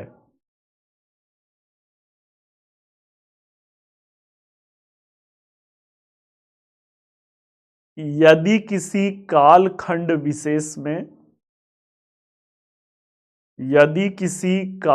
विशेष में स्वर्ण सिक्कों का अत्यधिक प्रचलन है, स्वर्ण सिक्कों का अत्यधिक प्रचलन है, तो इससे यह स्पष्ट हो जाता है, तो इससे यह स्पष्ट हो जाता है कि उस कालखंड की अर्थव्यवस्था समृद्ध थी। इससे यह स्पष्ट हो जाता है कि उस कालखंड की अर्थव्यवस्था समृद्ध थी। जैसे कि कुषाण काल, जैसे कि कुषाण काल। नेक्स्ट लिखिए, खुदाई में प्राप्त सिक्कों से, खुदाई में प्राप्त सिक्कों से एक शासक विशेष के, खुदाई में प्राप्त सिक्कों से एक शासक विशेष के साम्राज्य सीमा का भी निर्धारण हो जाता है, शासक विशेष के साम्राज्य सीमा का भी निर्धारण हो जाता है। नेक्स्ट बच्चों लिखिए, सिक्कों पर अंकित वर्ष से, अंकित वर्ष ऑब्लिक तिथि से ऐतिहासिक अध्ययन में, सिक्कों पर अंकित वर्ष ऑब्लिक तिथि से ऐतिहासिक अध्ययन में क्रमानुगतता आती है। क्रमानुगतता मतलब एक सीक्वेंस आता है, क्रमानुगतता आता है।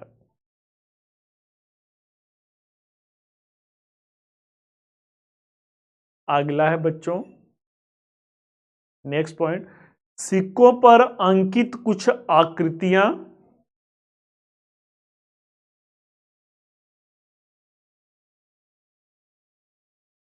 सिक्कों पर अंकित आकृतियां उस समय काल के पहनावे, सामाजिक मान्यताओं, उस समय काल के पहनावे, सामाजिक मान्यताओं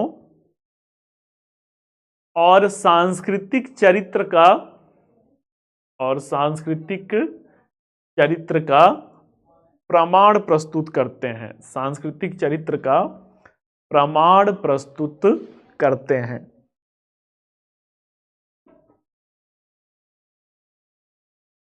नेक्स्ट बच्चों, सिक्कों से किसी राजवंश में प्रचलित,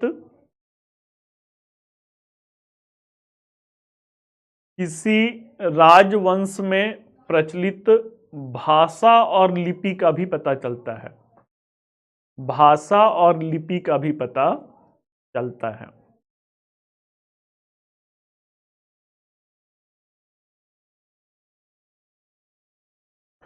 नेक्स्ट, सिक्कों से धार्मिक जीवन के संदर्भ में, सिक्कों से धार्मिक जीवन के संदर्भ में प्रकाश पड़ता है, धार्मिक जीवन के संदर्भ में प्रकाश पड़ता है। जैसे गुप्तों के सिक्कों से उनके भागवत धर्म और राजकीय चिन्ह गरुड़ पर प्रकाश पड़ता है। चलिए बच्चों, आज का सेशन समाप्त हुआ। बहुत बहुत धन्यवाद बेटा सिद्धांत, मैं बहुत भाग्यशाली हूं जो मुझे आप जैसे गुरु से पढ़ने का मौका मिला। अक्षरा नाम है शायद, अक्षरा अग्रहरी हैं। 3 महीने में मेरा फर्स्ट कमेंट है sir, you are a great teacher and मेरी इंस्पिरेशन है। बहुत बहुत धन्यवाद बेटा। चलिए बच्चों, आज का क्लास हम लोगों का यहीं पे समाप्त होता है। जो पहला यूनिट है, पहला यूनिट भी हम लोग का यहीं पे समाप्त होता है। कल हम लोग मिला जाएगा तो दूसरा यूनिट जो है भारतीय स्थापत्य कला जो है उस पर चर्चा किया जाएगा। बहुत ही इंपॉर्टेंट है, हर साल जो है एक प्रश्न स्थापत्य कला से तो मिलना ही मिलना है। मिलते हैं बच्चों कल फिर से इसी समय इसी मंच पर। Till then all the best, thank you.